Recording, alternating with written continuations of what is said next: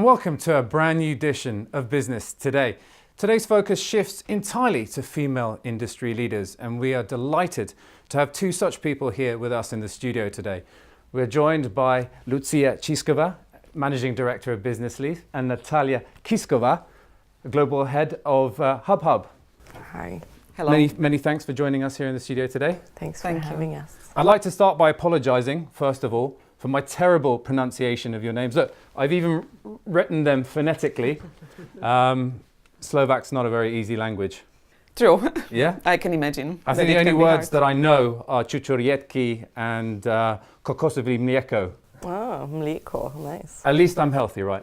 Anyway, enough about my bad Slovak. Let's move on to your good business. Lucia, so Business Lease, you'd like to tell us a little bit more about your activities in case our viewers aren't aware? Sure, Zulf. I'm working for a company, Business Lease, which used to be the traditional leasing company for 20 years here in Slovakia. There is a funny story going on now because we are in a process of transformation of the company, and we like to become a really new, innovative mobility provider. There is a reason behind, of course. For 20 years, we were providing cars to our customers to drive cars whenever they need.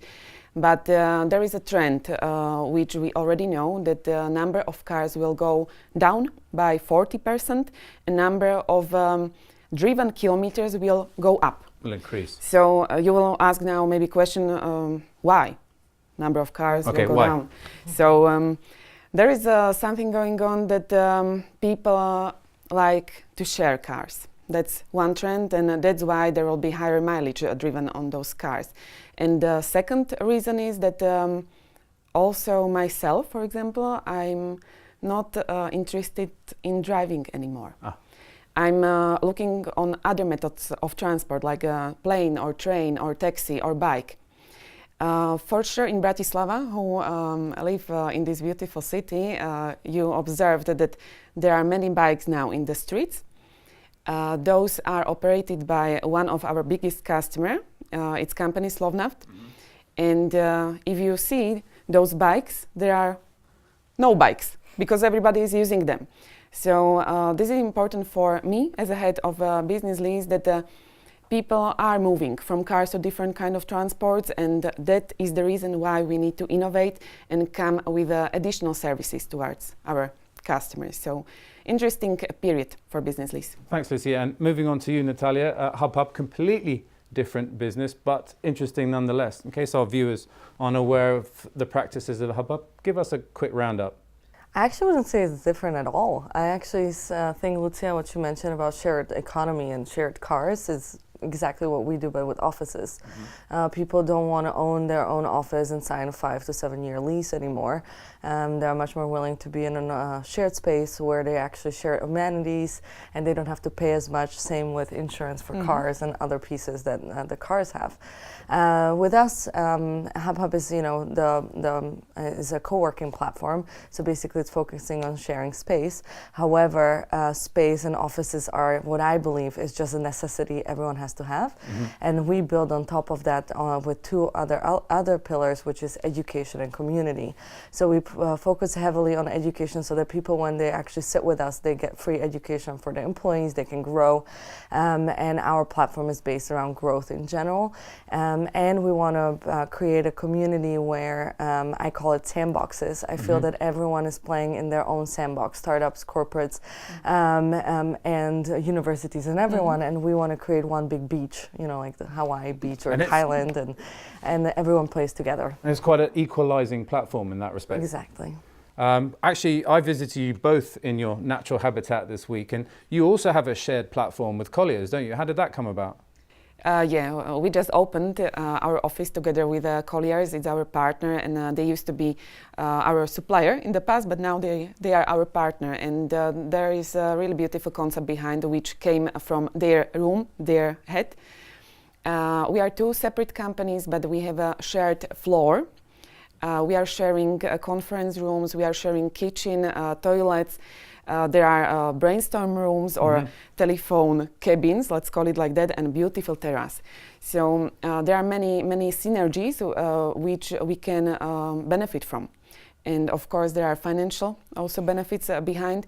So I see this as a really innovative concept, and I'm happy that we can be first in Slovakia who is opening such concepts. So we've established that sharing is caring. Yeah, sharing is caring. Actually, I wanted to touch a little bit more about your 3 pillars. So you talk about the education and community side of things. I know also this is something that you're very keen on as well. When you focus on education, what do you really mean by that? So until today, we used to do our own educational programs that consisted of 3 months of sessions between 12 to 16 sessions a month on one topic that you cannot learn on a university or outside of your maybe circle of friends, maybe on internet. Big data, AI, blockchain, any of those topics that everyone reads about, everyone is scared about them, but no one really knows what they are. So we used to do those sessions for 3 months, and also we're the platform for all the educational events to be happening in our space so that people can join them. Right now we're switching the strategy to more of a NGO sector and switching it out because so that it doesn't seem like a for-profit, because we really are doing it that everything we earn above our break-even, we want to reinvest back into community, and we want to move that to an NGO sector and actually provide that education not only in Bratislava but also outside of our spaces. So really focusing on the education pieces, because not only I think Slovaks are great people, but I don't think we have the proper education to be ready for the new world that's coming up. Interesting. Artificial intelligence is a huge thing at the moment. Obviously there's a convention coming up in Vienna next week, and I know I saw that little robot wandering around. Tatra Banka have a fixed R&D facility at your place. It's pretty cool. I mean, what's that about? So we actually are looking for R&D and innovations team from corporations to move to our spaces, just because we believe that being in that environment of startups and the innovation brings more innovation towards, rather than being closed in your big bank. So Tatra Banka with other partners such as Visa and Cisco started Elevator Lab in Hub, and they have this beautiful R&D team, and they can use the technologies that startups wouldn't actually have access to because they're quite expensive, but Tatra Banka has them and they can use it in that space. So really pretty cool. Moving focus a little bit here, I wanted to champion females in industry, and by no means is this a pro-feminist agenda. Although, Natália, you did mention that you would come in your yoga trousers, and you haven't, so Sorry. I'm very disappointed. But you both had to climb up the ladder and do it the hard way. Lucia, you said that your parent company, which is based in Holland, looked to you not only because of your achievements, but they knew that you were the right person, and it was a challenging market. Definitely, but Dutch company. This is a big advantage which I see in Business Lease, because they believe that there is no difference between men and women, and maybe also specifically they chose myself for my first role, which was a commercial director 5 years ago, and they like to put a really woman, and also in my team there are many women, into this, let's say, men kind of industry, because we are in automotive financial industry, and in fact it works. So we are maybe more clever or hardworking, that's the word, and we are able to reach results. So this is important for them. Natália, we met at a Forbes event about a year ago, if I'm not mistaken, and you said something that was very interesting to me, and perhaps maybe it links into Lucia's story here with her Dutch parent company. You said that when you worked hard in London and in America, you were always treated a little bit like an immigrant, and you only really felt at home here. Do you think the Slovaks do enough for foreign investors or economic migrants or expats to help them engender their own businesses here, or do you think there could be more done? You had a good point when we talked, that you said you actually feel kind of like an immigrant still here, and it's kind of hard to do business with us Slovaks. Yes, I don't think we are the best people to integrate to.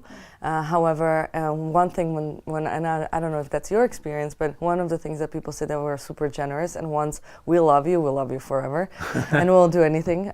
So I believe we as Slovaks are not doing enough to bring foreign industries and actually even people here.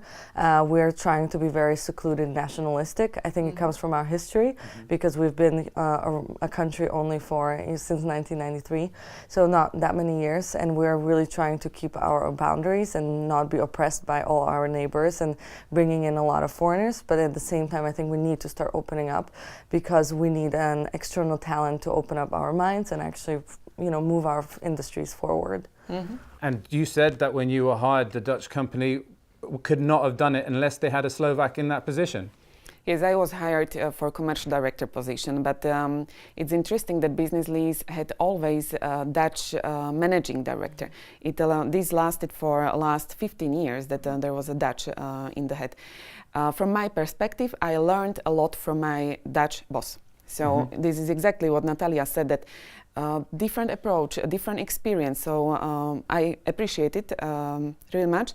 But now, as there is a disruption going on in our company transformation, also the approach of the mother company, and they had to change, and they realized that it is hard to do business between Dutch managing director and the rest of the Slovakia. So that was behind the decision that they selected again Slovak person in this position. So I've got some interesting statistics. Actually, I don't know anyone who's actually said a statistic is interesting, but we could have a debate about that another time. In Slovakia, the gender pay gap stands at 19%, and the average pay gap in the EU is 16.2%. Like, I know you're working closely in diversity. I know you spoke a lot about your happiness index at the workplace, but the figure that was most astonishing to me was that amongst the top CEOs, only 6.3% are women here. Do you think there's a reason for that? Still a traditional market, traditional men world here, and so can be behind. And you? It's hard to say. I think we as women don't push enough to get there, and everyone treats us as mothers, and we will have children at some point, and therefore we shouldn't be CEOs. But then we have also great examples like Lucia Čišková from Curaprox, us too, and tons of other women that are there. I don't think there's enough role models for women to then strive for that, and I think that's why it's not as big. It's not just that the men don't want us. I don't think we as women fight enough. But positive discrimination is not a model to adopt as well. But you said that empowerment's a very big part of your methodology at Business Lease. It is. In the beginning of this year, when I started at the position, I thought I had, let's say, pink glasses that everybody in the company will be happy when I came in. And, I'm sure they were. Yeah, not really. So I put the glasses away, and I started to. I decided that that I had to start with the people. That's crucial. I cannot do our business properly without the team. So I realized that I asked my people what they need. There was a survey done, and they said it is not about benefits, about salary, but they are highly motivated when they have a really good job description, and they are empowered. They have competencies. So we moved the management of the company more to horizontal way, and let's say our middle management grew up.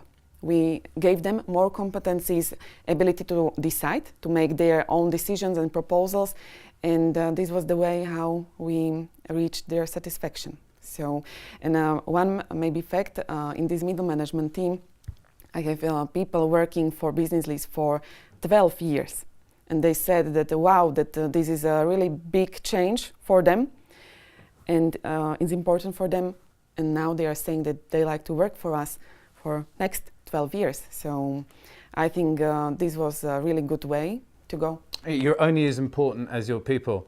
Now, Natália, I'm sure some of our viewers will know that you're the president's daughter, but you told me about your troubles and you're struggling through your times in London and America.